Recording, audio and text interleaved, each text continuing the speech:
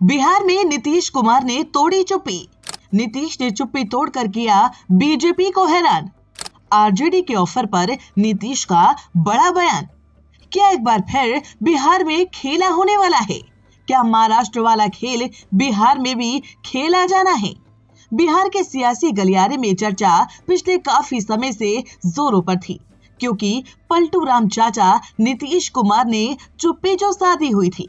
अंबेडकर विवाद हो, केजरीवाल की चिट्ठी हो या फिर केंद्रीय गृह मंत्री और बीजेपी में दूसरे नंबर के सबसे ताकतवर नेता अमित शाह का बयान हो, नीतीश कुमार हर मुद्दे पर खामोश थे, जिसने बिहार की सियासत का पारा चढ़ा दिया था। क्योंकि ये बात तो सभी जानते हैं कि सुशासन बाबू नीतीश कुमार जब भी कुछ बड़ा करने वाले होते हैं तो उससे पहले खामोश हो जाते हैं और फिर ऐसा कारनामा करते हैं कि अच्छों की आंखें खुली की खुली रह जाती हैं। दरअसल पिछले काफी दिनों से ऐसी खबरें आ रही थी कि नीतीश कुमार एनडीए का साथ छोड़ सकते हैं। इस बीच उन्हें आरजेडी की तरफ से ऑफर भी मिलने लगे, जिसने बीजेपी की टेंशन बढ़ा दी थी।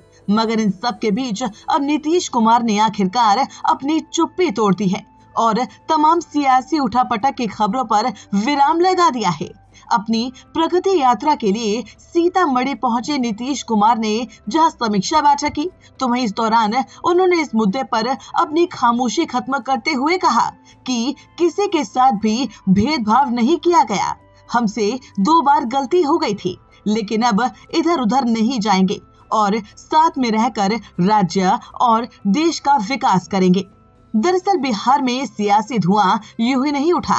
इसकी चिंगारी तब निकली थी जब केंद्रीय गृह मंत्री अमित शाह से एक समाचार चैनल के कार्यक्रम में बिहार चुनाव में नेतृत्व को लेकर सवाल किया गया था, जिस पर शाह ने कहा था कि इस तरह के कार्यक्रम में ऐसे फैसले नहीं होते, सब लोग साथ बैठकर तय करेंगे और जब ये तय करेंगे तो आप लोगों को बताएंगे।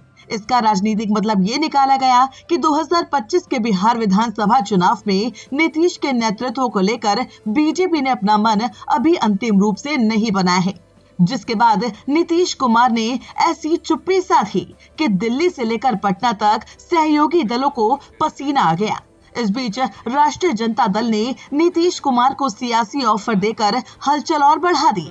आरजेडी विधायक और लालू यादव के करीबी भाई वीरेंद्र ने नीतीश कुमार का स्वागत करते हुए खेल होने की संभावनाएं जताई, जिसके बाद तो जैसे बीजेपी नेताओं में एक के बाद एक बयान देने की होड़ सी लग गई कि बिहार विधानसभा चुनाव 2025 नीतीश के नेतृत्व में ही लड़ा जाएगा और आगे भी उनके नेतृत्व में ही सरकार बनेगी। जिसके बाद अब जाकर सीएम नीतीश कुमार ने पूरे मामले पर अपनी चुप्पी तोड़ी है और कहा है कि अब कोई खेल नहीं होगा।